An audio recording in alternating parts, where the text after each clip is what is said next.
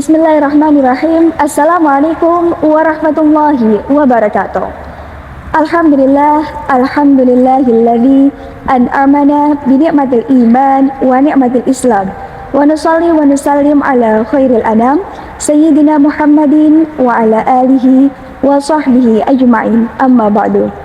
Rabbi shrah li sadri wa yassir li amri wahlul 'uqdatam min lisani yafqahu qawli. Ya Allah, lapangkanlah dadaku, mudahkanlah urusanku, dan lepaskanlah kekakuan dari lidahku, supaya mereka mengerti perkataanku. Apa kabar teman-teman sekalian? Semoga Allah Subhanahu wa Ta'ala senantiasa menjaga diri kita. Alhamdulillahirrabbilalamin, bersyukur kepada Allah Subhanahu wa Ta'ala yang sampai saat ini telah memberikan banyak sekali nikmatnya, sehingga kita semua pada hari ini berkesempatan untuk berpuasa di bulan suci Ramadan dengan keadaan yang insya Allah sehat walafiat. Baik teman-teman, pada kesempatan hari ini kami akan membahas mengenai sesuatu yang tidak akan pernah ada habisnya, yaitu larangan berpacaran. Ya, itu tema kajian kita pada hari ini. Dan saya merujuk pada buku yang berjudul Dosa-dosa Pacaran yang Dianggap Biasa, karya Said Al-Saidi. Baik teman-teman sekalian, apakah salah jika seseorang memutuskan untuk memiliki kekasih di luar hubungan pernikahan, artinya di luar ikatan suci yang halal, yakni seorang laki-laki dan perempuan memutuskan untuk memiliki hubungan yang lebih dalam atas nama pacaran? Mari kita lihat dan mari kita jujur dengan diri kita sendiri teman-teman. Ketika kita berpacaran, apa aktivitas yang kita lakukan di dalamnya? Apakah hanya saling bertukar kabar? Apakah hanya saling bertanya keadaan? Atau saling curhat-curhatan?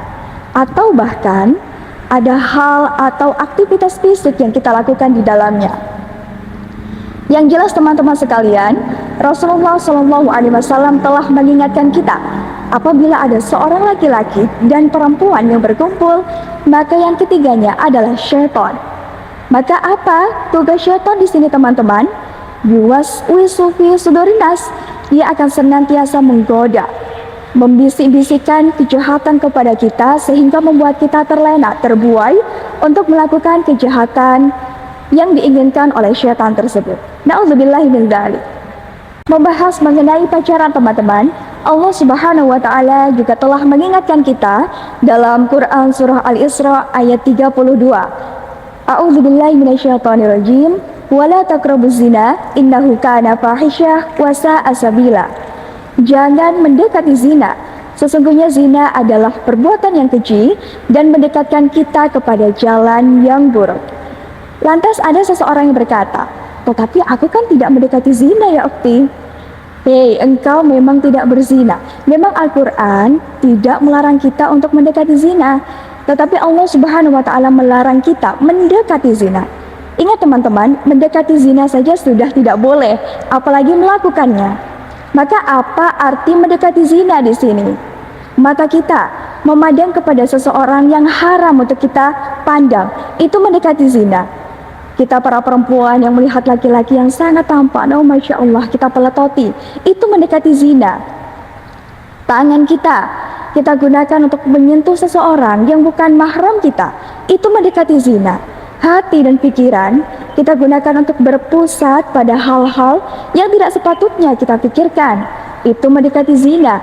Kaki kita gunakan untuk melangkahkan menuju tempat yang Allah Subhanahu wa Ta'ala tidak ridhoi kita datangi. Allah Subhanahu wa Ta'ala haramkan untuk kita datangi, itu mendekati zina. Maka teman-teman, yang harus kita pahami di sini adalah agama Islam ketat sekali mengatur hubungan antara laki-laki dan juga perempuan. Rasulullah SAW bersabda, lebih baik seorang laki-laki ditusuk dengan besi panas di atas kepalanya daripada ia menyentuh seseorang yang haram baginya. Emang sih teman-teman, yang begitu emang enak, emang saya akui. Tetapi lebih baik engkau ditusuk dengan besi panas di atas kepala daripada melakukan hal tersebut. Na'udzubillahi min dzalik. Maka teman-teman, Ada beberapa tips yang dapat kita lakukan agar terhindar dari apa yang Allah Subhanahu wa Ta'ala larang. Ketika kita ingin sekali berpacaran, tetapi kita tahu bahwa pacaran adalah hal yang keji, hal yang diharamkan, hal yang dibenci oleh Allah Subhanahu wa Ta'ala.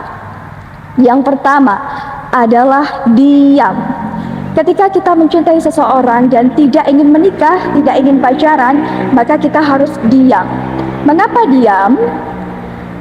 Kunci rapat-rapat perasaan itu jangan biarkan seorang pun di dunia ini tahu dan minta pertolongan kepada Allah, Sang Khalik yang telah memberikan ujian jatuh cinta kepada kita.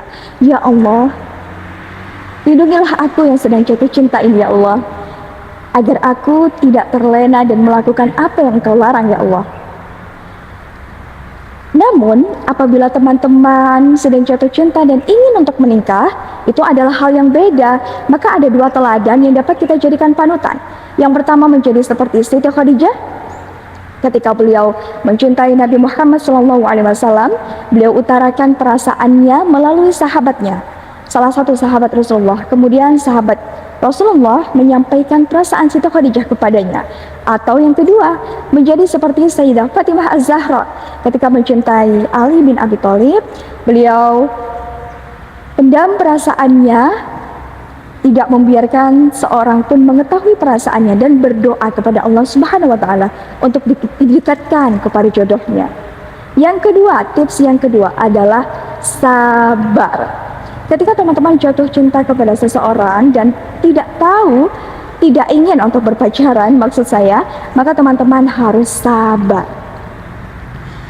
Teman-teman harus mengetahui bahwasannya sabar itu terbagi menjadi 3. Sabar dalam beribadah, sabar dalam menjalankan takdir Allah Subhanahu wa Ta'ala, dan sabar dalam meninggalkan maksiat. Pacaran merupakan sabar dalam meninggalkan maksiat. Maka perlu kita lakukan ketika kita ingin sekali dijauhkan dari hal pacaran. Kita harus bersabar teman-teman. Dan yang ketiga adalah menjaga kehormatan. Teman-teman ingat dan teman-teman tahu ada Quran surah yang bernama surah Maryam, surah ke-19 dalam Al-Quran. Mengapa dinamakan Quran surah Maryam? Teman-teman tahu bahwasannya Maryam merupakan seseorang yang taat, istiqomah dalam beribadah. Beliau taat kepada Allah Subhanahu wa Ta'ala dan tidak pernah berdekatan dan bersentuhan sekalipun dengan lawan jenisnya. Maka beliau dinamakan sebagai salah satu surah di dalam Al-Quran, yakni surah Maryam. Begitulah Allah Subhanahu wa Ta'ala menyuruh kepada kita untuk menjaga kehormatan seperti halnya Siti Maryam. Dan tips selanjutnya teman-teman, yakni ini adalah tips yang terakhir. Teman-teman apabila sudah melakukan berbagai macam tips tetapi teman-teman tidak kunjung melupakannya, teman-teman boleh mengingat keburukannya. Namun ingat, ini adalah tips yang terakhir. Apabila dengan berbagai cara teman-teman tidak kunjung melupakan dirinya, maka teman-teman boleh mengingat keburukannya agar bisa menjauh dari dirinya. Alhamdulillah, baik teman-teman sekalian, yang perlu kita ingat di sini adalah bahwasannya waktu akan terus berlalu dan hakikat waktu adalah ia tidak akan pernah terulang kembali. Masa muda adalah masa di mana banyak sekali kesempatan, masa di mana kita bisa belajar banyak, membaca buku sebanyak-banyaknya, belajar dengan orang yang ahli dan berkarya. Insya Allah kita di waktu yang tepat, dengan orang yang tepat, Allah akan hadirkan kepada kita jodoh yang tepat pula. Sekarang adalah waktu kita untuk belajar bagaimana menjadi istri yang solehah dan juga suami yang soleh. Masya Allah. Alhamdulillahirrabbilalamin. Berikut kajian kita bisa episode 3 kali ini teman-teman. Semoga apa yang saya sampaikan dapat menjadi manfaat bagi kita semua. Jangan lupa untuk like, comment, and subscribe YouTube Penyiar Muda Islam. Assalamualaikum warahmatullahi wabarakatuh.